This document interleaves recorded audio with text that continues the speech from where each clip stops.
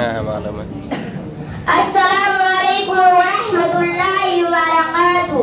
نحمد ونصلی علی رسول الکریم. اما بعد اعوذ باللہ من الشیطان الرجیم. بسم اللہ الرحمن الرحیم. وعلی اللہ فلیتوکل المؤمنون.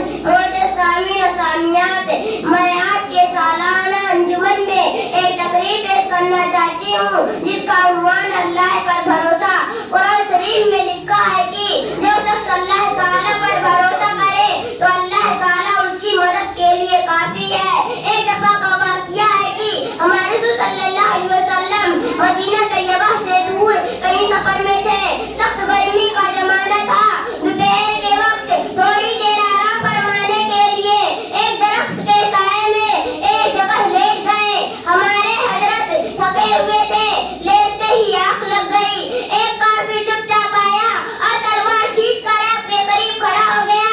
حملہ کرنا ہی چاہتا تھا کہ ایک دم سے ہمارے حضرت کی آنکھ کھل گئی. دیکھا کہ ایک دشمن ننگی تلوار کھینچے کھڑا ہے. دشمن بڑا خوش تھا کہ وہ آقا سے تنہائی میں مل گئے ہیں. نہ ان کے ہاتھ میں کوئی تلوار ہے، نہ یہاں ان کا کوئی ساتھی اور مددگار ہے. بڑے گھمنڈ سے کافر نے کہا، بتاؤ محمد صلی اللہ علیہ وسلم، تمہاری جان کون بچا سکتا ہے؟ ہمارے حضرت نے بڑے اطمینان سے فرمایا، اللہ. ہمارے حضرت کی یہ ہمت، بہادری اور اطمینان کو دیکھ کر وہ خود ہی ڈر گیا. اس کا ہاتھ کانپنے لگا. تلوار اس کے ہاتھ سے چھوٹ کر زمین پر گر پڑی. اب تلوار ہمارے حضرت نے اپنے ہاتھ میں اٹھا لی اور کھڑے ہو گئے اور فرمایا، بتاؤ تمہاری جان کون بچا سکتا ہے؟ کافر اللہ کو تو مانتا نہ تھا. تھک تھک کانپنے لگا اور خصامت شروع کر دی. ہمارے حضرت تو بڑے مہربان اور رحم دل تھے. وہ دشمن کے ساتھ بھی احسان کرتے تھے، اسی لیے اس کو معاف فرما کر چھوڑ دیا.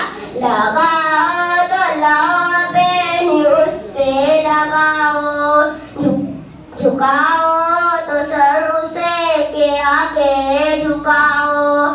اسی پر ہمیشہ بھروسہ کرو تم، اسی سے ہمیشہ محبت کرو تم. اب آخر میں دعا ہے کہ باری تعالیٰ ہم تمام مسلمانوں کو اللہ پر بھروسہ کرنے کی توفیق عطا فرما. آمین ثم آمین. السلام علیکم ورحمۃ اللہ وبرکاتہ. ماشاء اللہ ماشاء اللہ. چھوٹے سے لڑکے نے اپنے چھوٹے چھوٹے الفاظوں سے بہت ساری باتیں کہی. بہت اچھا لگا.